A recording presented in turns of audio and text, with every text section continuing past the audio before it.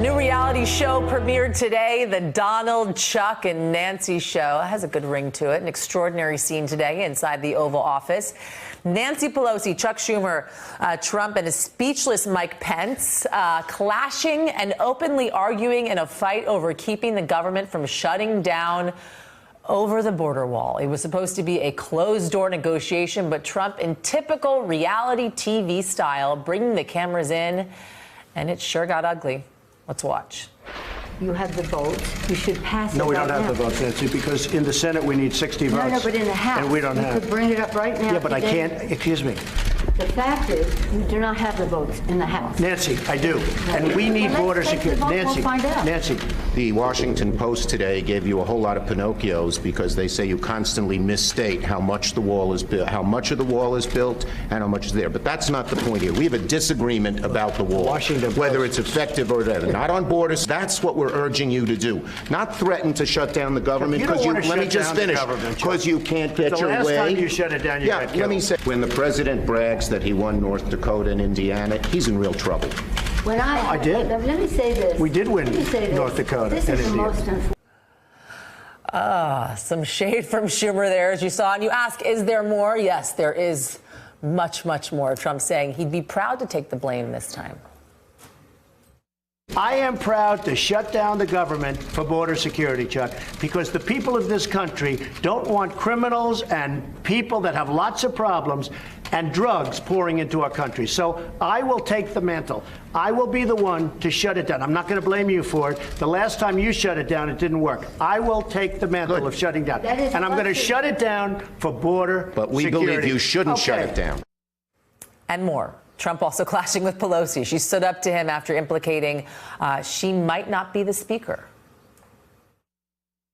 You know, Nancy's in a situation where it's not easy for her to talk right now, and I understand that, and I fully understand that. We're going to have a good discussion, and we're going to see what happens. But we have to have border security. Mr. President, please don't characterize the strength that I bring to this meeting as the leader of the House Democrats who just won a big victory. Elections But have let me- consequences, let me Mr. just- President. Let me just say. That's right, and that's let me why the just say country is this. doing so well.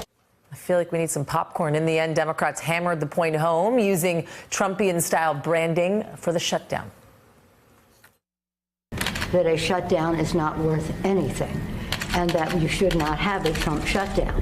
You have the White House, did the you say Trump Trump? shutdown. This Trump shutdown, this temper tantrum that he seems to throw, will not get him his wall. That the president choose to shut down the government, that we have a Trump shutdown as a Christmas present. Joining me now, Alicia Menendez, contributing editor at Bustle, and Jim Messina, who served as Deputy Chief of Staff under President Obama. Jim, I'm going to start with you.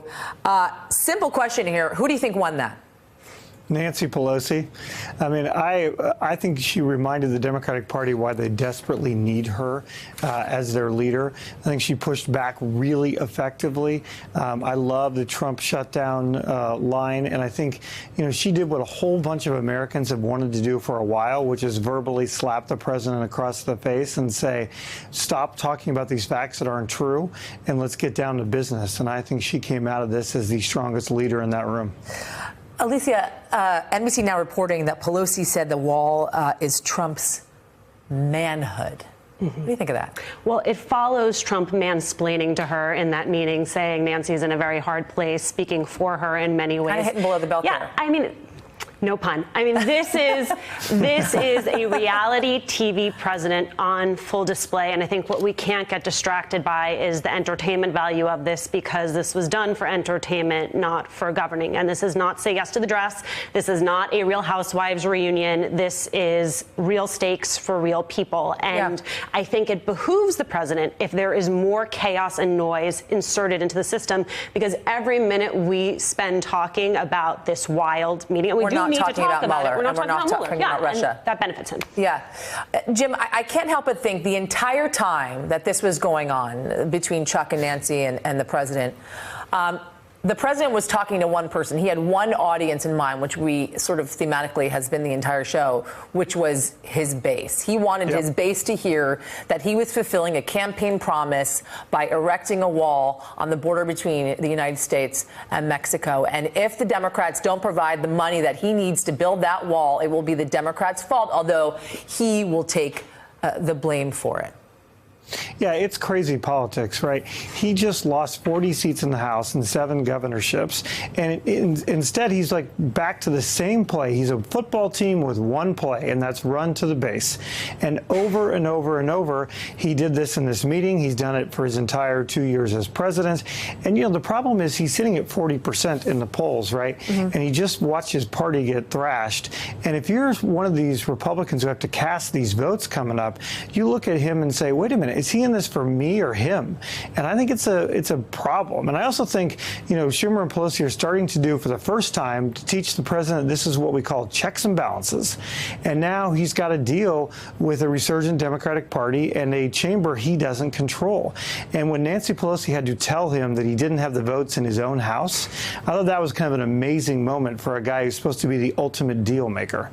Alicia, as you brought up, and a really good point, people could be out of money. They could not be getting paychecks near Christmas time. They could be not working. They'll have to stay home. Obviously, parks would be closed if we had a government shutdown. All of this happening 4 days possibly before Christmas. A really serious subject matter that's really going to affect people's lives. Nancy Pelosi wanted this thing to go on behind closed doors. The president obviously did not. There's some people argue that it was better that it was in front of everybody to see this argument. What's your take on that? I think both sides see it the way they want to see it. I think if you were a Trump fan, a member of the Trump base, then you saw that as a Trump win. I think if you're a Democrat, you watched that and you saw that as a Democratic win. But when you step back from it, really very little has changed, right? Democrats walked into that meeting offering $1.3 billion and they walked out offering $1.3 billion. What we saw were that they're speaking in very different contexts. The president has turned this into a false choice between border security and a government shutdown. And Democrats are trying to position this as a choice between $5 billion for something that experts agree is not going to serve its stated purpose. That wall is not actually going to work as a deterrent versus a government shutdown. And then on top of that, you have them disagreeing over whether this is a battle that's going to play out in the House or in the Senate. So not speaking the same language. Yeah. There was another person in the room. I'm not quite sure if you guys knew this, but there was someone else in the room besides the president and Chuck and Nancy. There he was, Vice President Mike Pence. Can we take a moment of silence for Mike Pence? Because I'm not quite sure what was going on in Mike Pence's mind, Jim, this entire time. I mean, did he even say anything the entire time? Did I get this wrong? Or I really don't feel like he said a thing. No, he didn't speak. He was like a potted plant, or he seemed like the hostage guy in the hostage video, right? Who just didn't want to be there. I do want to disagree with one thing that was just said, though. There was one very significant political thing that happened, which we know from all the other shutdowns. The person who's responsible for the shutdown always loses politically.